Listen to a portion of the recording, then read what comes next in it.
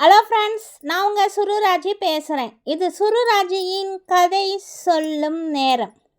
அர்ஜுனனின் தீர்ப்பு என்ற நாவலிருந்து 55 பாகம் சொல்லியிருக்கேன். இன்றைக்கு 56ஆம் பாகம். இத்துடன் இந்த கதை முடிவடைகிறது. இந்த நாவல் இந்த பாகத்தோட முடிஞ்சிடுது. அதனால் இந்த நாவலோட கிளைமேக்ஸ் இது மட்டும்தான். நீங்கள் கேளுங்க.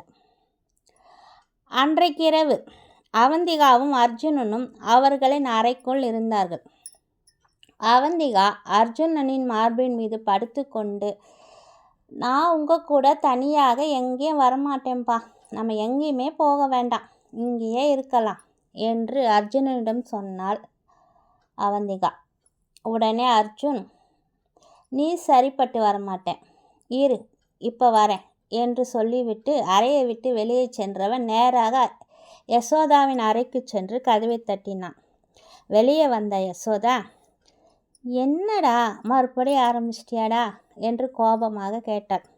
அதற்கு அர்ஜுன், ஐயோ அம்மா, முதல்ல நீ என் கூட என் ரூமுக்கு வந்து நீயே என்னன்னு கேளு என்று யசோதாவை அழைத்து கொண்டு ரூமுக்குள் வந்தான் அர்ஜுன்.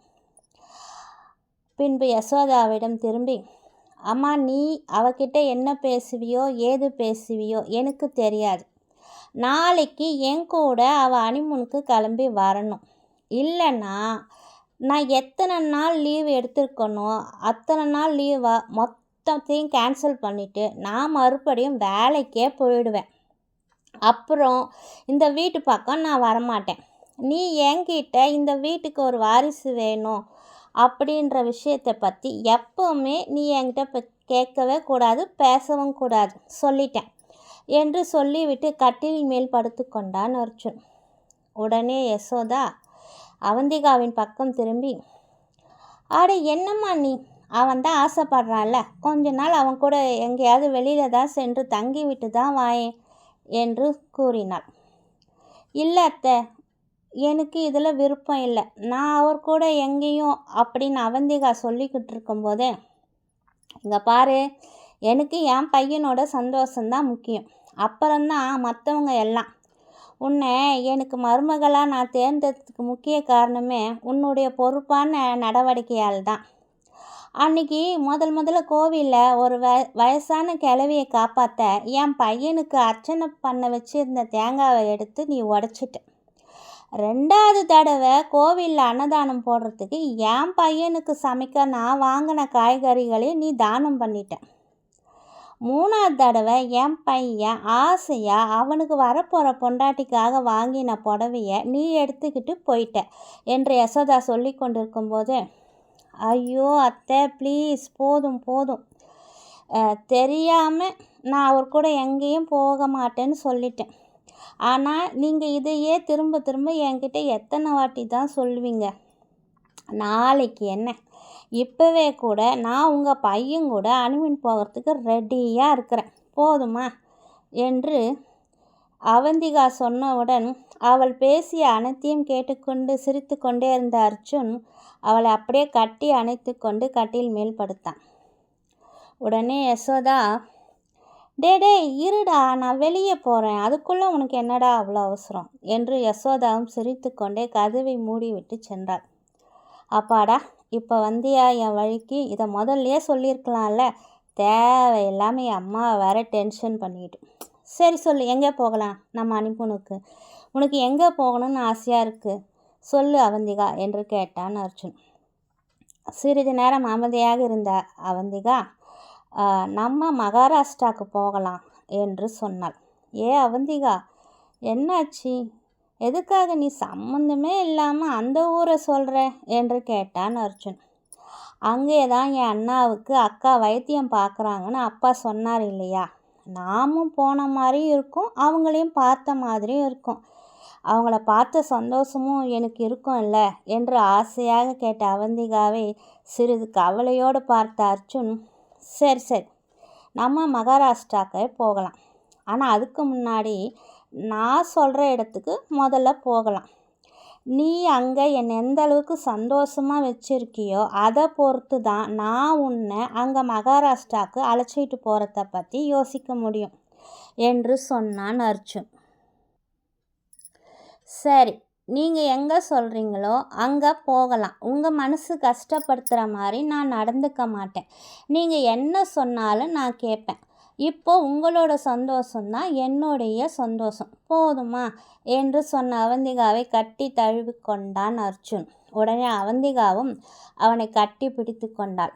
அர்ஜுன் சிரித்து கொண்டே, நீயே என்னை கட்டி பிடிச்சிட்டல, இனிமே நீயே என்னை விட்டாலும் நான் உன்னை விட மாட்டேன்ப்பா என்று சொல்லிக்கொண்டே அவளை மேலும் இறுக்கமாக அணைத்து கொண்டான் அர்ஜுன்.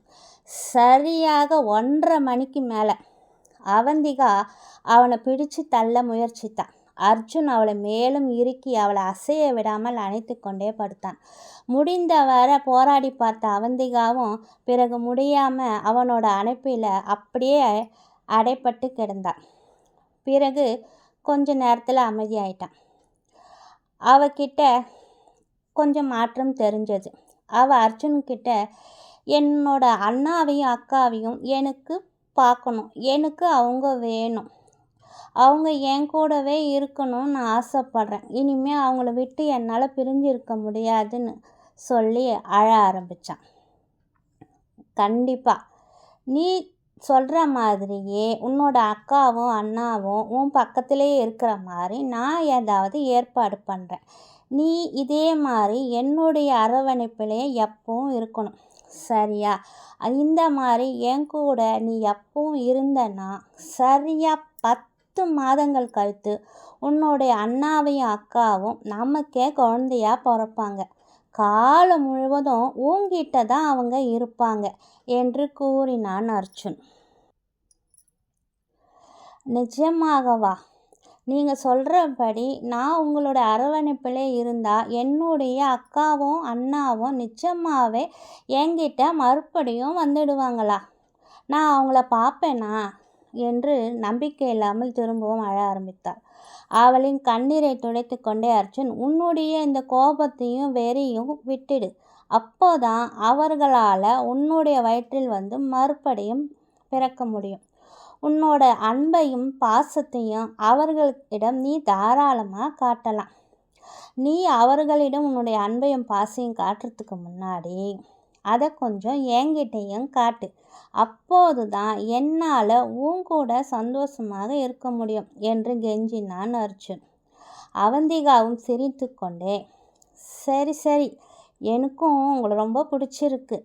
என் அண்ணாவுக்கும் என் அக்காவுக்கும் நீங்கள் மறுபடியும் உயிர் தரப்போகிறீங்க, அந்த நம்பிக்கை எனக்கு இருக்குது. இனிமே அவங்க என்கிட்ட வந்துடுவாங்கன்ற சந்தோஷமே எனக்கு இப்போ ரொம்ப மகிழ்ச்சியாக இருக்குது என்று சொல்லிவிட்டு, ஐ லவ் யூ அர்ஜுன் என்று கத்த ஆரம்பிக்க, மெதுவாக கத்தாத, வெளியில் கேட்க போகுது என்று சிரித்து கொண்டே அர்ஜுன் அவளின் அணைத்து கொண்டு நிம்மதியாக உறங்க ஆரம்பித்தான். சரியாக 10 மாதங்கள் கழித்து அர்ஜுனனின் வேண்டுதலுக்காகவோ என்னவோ தெரியல, அவந்திகா ஒரு ஆண் குழந்தை ஒரு பெண் குழந்தை என்று 2 குழந்தைகளுக்கு தாயானாள்.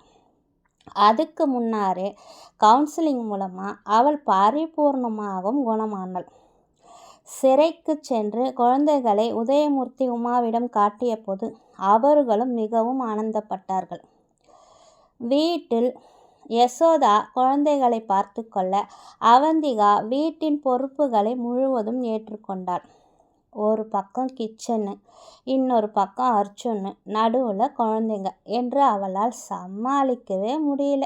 நேரமே அவளுக்கு இல்லாமல் போனது. ஐயோ போதும்பா, அந்த ஆசிரமத்தில் இருக்கிற அத்தனை பெரியவங்களும் பார்த்துக்கிட்டப்ப கூட நான் இவ்வளோ டயர்டாக ஆகலை. ஆனால் உங்களையும் உங்கள் குழந்தைங்களையும் என்னால் பார்த்துக்க முடியல. ஆளை விடுங்க, நான் எங்கேயாவது வெளியில் போயிடுறேன் என்றாள் அவந்திகா. எங்கே போகிற என்றான் அர்ஜுன். நான் எங்கேயாவது போய் சமூக சேவை கூட செஞ்சிடுறேன்ப்பா, பேசாமல் அப்படியே போயிருக்கலாம். உங்களை கல்யாணம் பண்ணி குழந்தைங்களை பெற்றுக்கிட்டது தான் இப்போ எனக்கு தப்பாக போச்சு என்றதும் உடனே அர்ஜுன், அப்படியா, அப்போ சரி, நீ சரிப்பட்டு வரமாட்டேன், இந்த இரு வரேன். அம்மா அம்மா இங்கே வந்து உன் மருமக என்ன சொல்கிறான்னு கேளு என்றான் அர்ஜுன். உடனே அங்கே வந்த யசோதா, ஏ பொண்ணே, உன் மனசில் நீ என்ன தான் நினச்சிட்ருக்க? என்கிட்ட ஒரு வார்த்தை கூட என்னை கேட்கணும்னு கூட உனக்கு தோணலைல்ல? அன்னைக்கு அப்படி தான் நீ என் பையனுக்கோசரம் என்று ஆரம்பித்தவுடன், ஐயோ அத்தை, தெய்வமே, தயவு செஞ்சு நான் இனிமே இப்படியெல்லாம் பேச மாட்டேன். நீங்கள் ஆரம்பிச்சிடாதீங்க. உங்கள் பையனை விட்டு நான் பிரியவே மாட்டேன், போதுமா என்று வேகமாக ஓடி சென்று அர்ஜுனனை கட்டி கொண்டாள் அவந்திகா. அப்பாடி, மறுபடியும் வந்தியா என் வழிக்கு என்று அர்ஜுனன் சொல்லி அவளை இருக்க அணைத்து கொள்ள, இருடா, குழந்தைகளை அழைச்சிக்கிட்டு வெளியில் போகிறேன், உனக்கு நேரங்காலமே இருக்காது என்று குழந்தைகளை அழைத்து கொண்டு யசோதா அறையை விட்டு வெளியே சென்றாள். அவந்திகாவும் அர்ஜுனனும் சிரித்து கொண்டே சந்தோஷமாக வாழ ஆரம்பித்தார்கள். ஓகே ஃப்ரெண்ட்ஸ், இத்துடன் என்னுடைய கதை முடிவடைந்தது. இந்த கதையில் அர்ஜுனனோட தீர்ப்பு என்னன்னு உங்கள் எல்லாருக்குமே தெரிஞ்சிருக்கும். ஒரு போலீஸ் அதிகாரியாக இருந்தும் கூட அர்ஜுனன் அவந்திகாவுக்கு என்ன தண்டனை கொடுத்தான், ஏன் அவளை காப்பாற்றினான், என்ன காரணம், இது அர்ஜுனனோட தீர்ப்புனாலும் அது சரியான தீர்ப்பா என்று நீங்கள் தான் முடிவு செய்யணும். நீங்கள் இந்த முடிவை சரின்னு ஒத்துக்கிட்டிங்கன்னா எனக்கு ரொம்ப சந்தோஷம். இதை எப்படி ஒத்துக்கிறதுன்னு யோசிச்சிங்கன்னா மறுபடியும் அர்ஜுனனின் தீர்ப்பு என்ற நாவலில் நீங்கள் ஆரம்பத்திலேருந்து கேட்டுக்கிட்டே வாங்க. அப்போ தான் அர்ஜுனனோட தீர்ப்பு கரெக்டானு உங்கள் எல்லாருக்குமே தெரியும். என்னுடைய தீர்ப்பின் பிரகாரம் இதுதான் அர்ஜுனனின் தீர்ப்பு. இத்துடன் இந்த நாவல் முடிவடைந்தது. மீண்டும் உங்களை அடுத்த நாவலில் சந்திக்கும் வரை உங்களிருந்து விடைபெறுவது உங்கள் சுருராஜ். இது சுருராஜியின் கதை சொல்லும் நேரம். ஓகே, பாய்.